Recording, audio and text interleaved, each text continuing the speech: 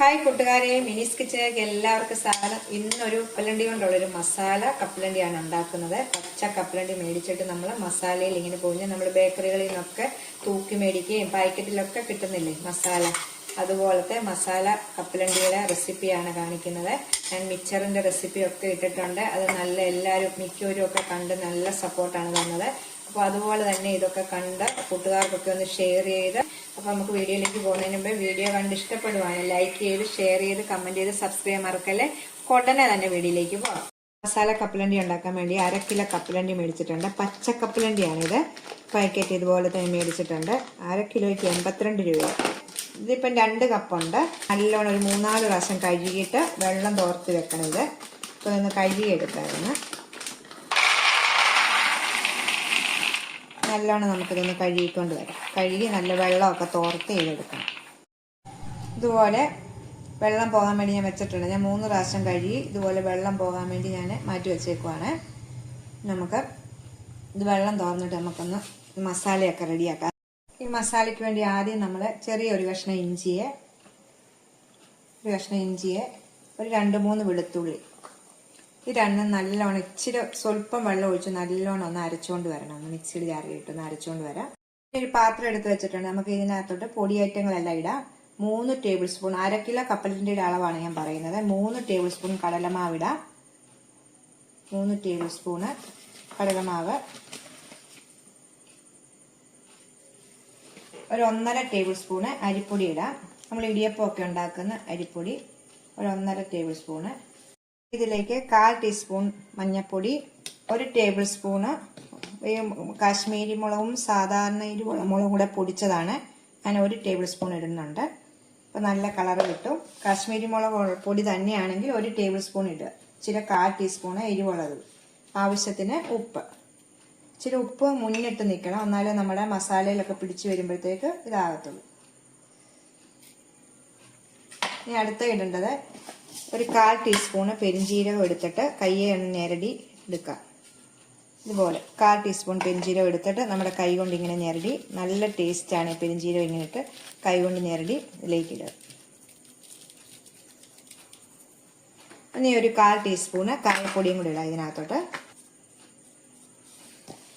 ഇതെല്ലാം കൂടെ ഒന്ന് മിക്സ് ചെയ്ത ശേഷം നമുക്കൊന്ന് മാറ്റി വെക്കാം. മിക്സ് ചെയ്ത് നമുക്ക് മാറ്റി വെക്കാം. ശകലം പൊടിയെടുത്ത് നമ്മൾ ഉപ്പുണ്ടോന്നൊന്ന് നോക്കണം.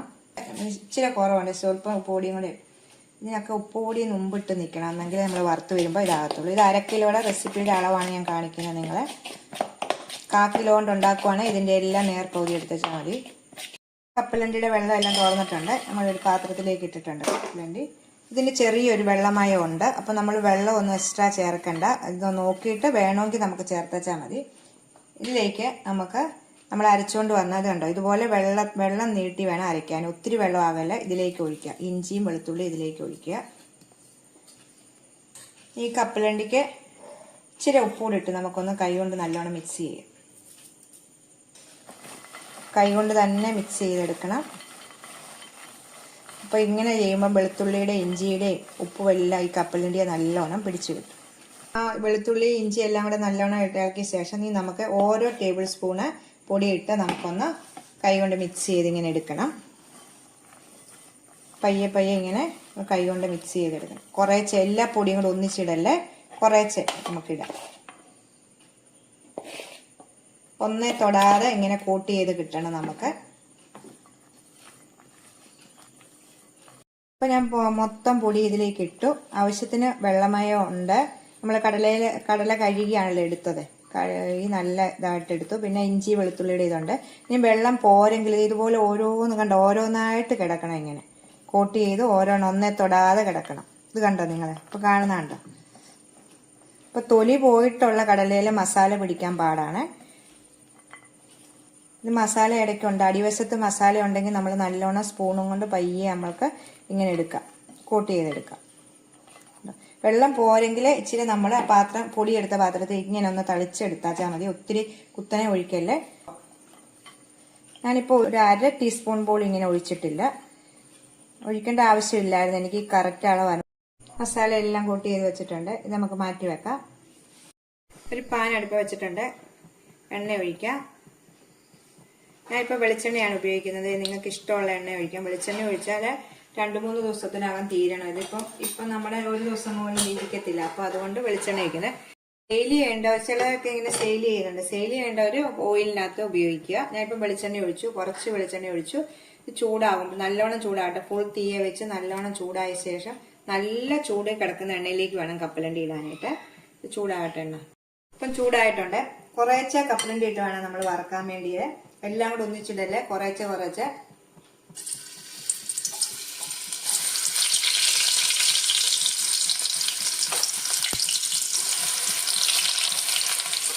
നമ്മൾ ഇട്ട ശേഷം ഉടനെ തന്നെ നമ്മൾ തീ കുറച്ച് വെക്കണം. തീരെ കുറച്ച് വെച്ചിട്ടാണ് ഇത് എടുക്കേണ്ടത്. എന്നിട്ട് ഇട്ടുവാണ് നമ്മൾ സ്പൂണും കൊണ്ട് തവി ഒന്നും ഇട്ട് ഇളക്കല്ലേ. 1 മിനിറ്റ് കഴിഞ്ഞിട്ട് നമ്മൾ സ്പൂണും കൊണ്ടൊന്ന് ഇളക്കിയെടുക്കണം. 1 മിനിറ്റ് കഴിയുമ്പോൾ നമ്മൾ എല്ലാം ഇങ്ങനെ ഒന്ന് നിരത്തി ഇട്ട് കൊടുക്കണം. കണ്ടോ, അങ്ങനെ തൊടാതെ കിടക്കും. നമ്മളിങ്ങനെ ഒന്നായി കഴിയുമ്പോൾ നമ്മൾ സ്പൂണും കൊണ്ട് പയ്യെ ഇളക്കണം. ഒത്തിരി ശക്തി എടുത്ത് ഇളക്കല്ലേ, ഇതെല്ലാം കോട്ടിങ് എല്ലാം പോവും. കണ്ടോ, ഇങ്ങനെ തിരിച്ച് മറിച്ച് വിട്ട് നമ്മൾ വറുത്ത് കോരി എടുക്കണം.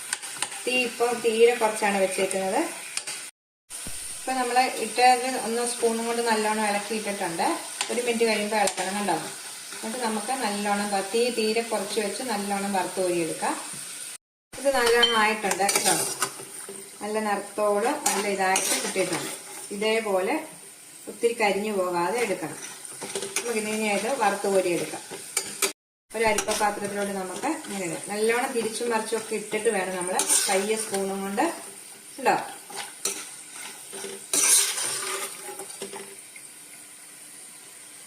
അങ്ങനെ ഇതുപോലെ അരിപ്പ പാത്രത്തിലോട്ട് ഇടാം.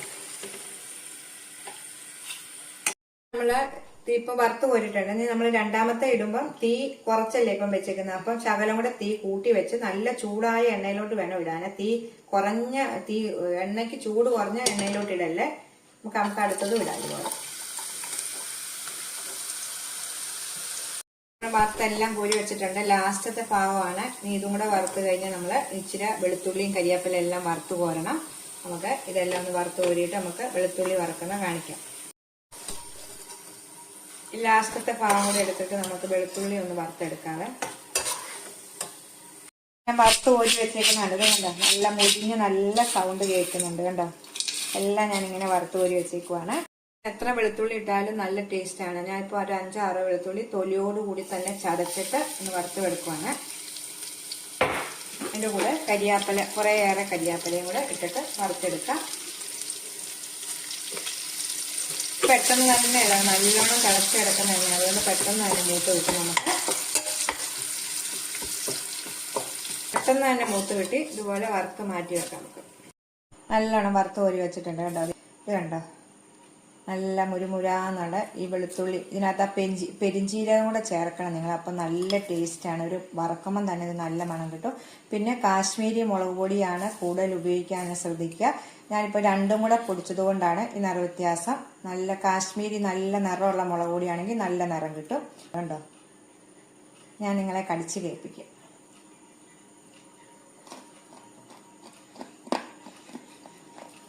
കേട്ടോ, നല്ല മുരുമുരാന്നുള്ള. ഇതിപ്പം ചൂടോടുകൂടിയാണ്. ആറുമ്പോൾ ഒന്നുകൂടെ നല്ല ടേസ്റ്റാണ്. ഉപ്പും എല്ലാം നല്ല ഇതായിട്ടുണ്ട്. അപ്പം എല്ലാവരും ഒന്ന് ട്രൈ ചെയ്ത് നോക്കണം. നമുക്ക് അടുത്തൊരു വീഡിയോ കാണാം. ടാറ്റാ.